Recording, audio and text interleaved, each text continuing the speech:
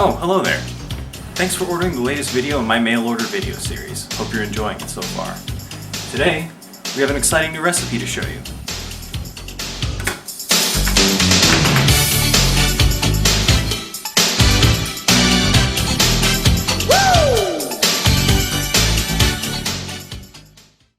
Well, hey, I'm back. It's been a long time, but you know, life happens, quarantine happens, moving happens. As you can see, I moved to a different place.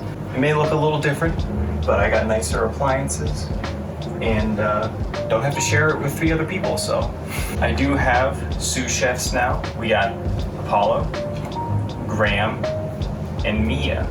They help out where they can, but usually they just clean stuff off the floor if it falls down there, so. One of my favorite dishes my mom made me was pierogis. She usually made these around the holidays, you know, Thanksgiving, Christmas.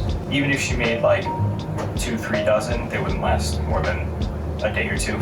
I actually tried to make these on my own when I went out to college because I was like, oh, well, I know I like these. Specifically Mrs. T. Mrs. T is where it's at.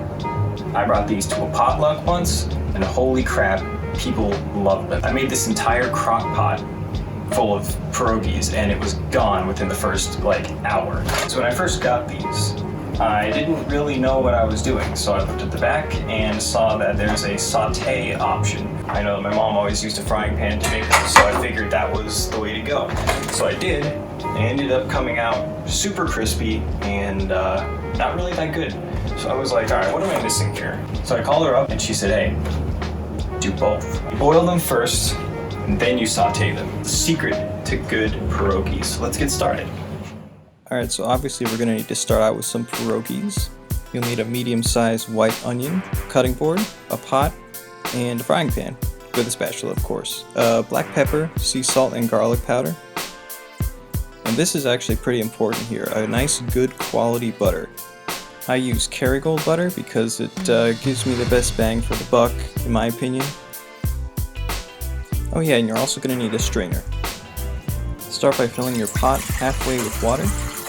Use filtered water, don't use tap water, you're going to taste that chlorine. While you're waiting for the pot of water to boil, start cutting up your onion. Keep the scraps in a Ziploc bag so it doesn't stink up your trash can.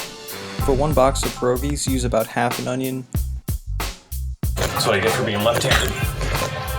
Finally chop the half an onion and store it in a little container for later.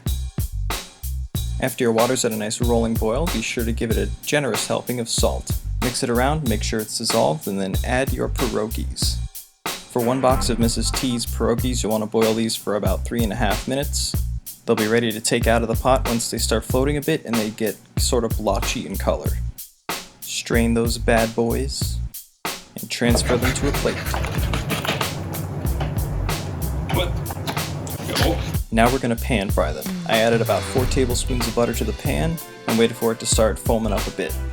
Add the onions first, and then layer the pierogis on top of the onions, kind of like you're cooking a White Castle burger.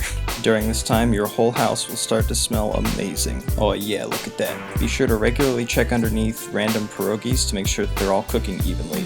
And you can shuffle them around the pan a little bit if you notice that they're cooking differently on one side versus the other. Once they're all a nice golden color, flip them over and cook them on the other side for about 30 seconds. Transfer them to a plate and take the nice crispy onions. You're going to rinse and repeat for the second batch if you have one. Sunday, Monday, happy days. Tuesday, Wednesday, happy days. Thursday, Friday, happy days. The weekend comes, my cycle hums, ready to race to you. These days are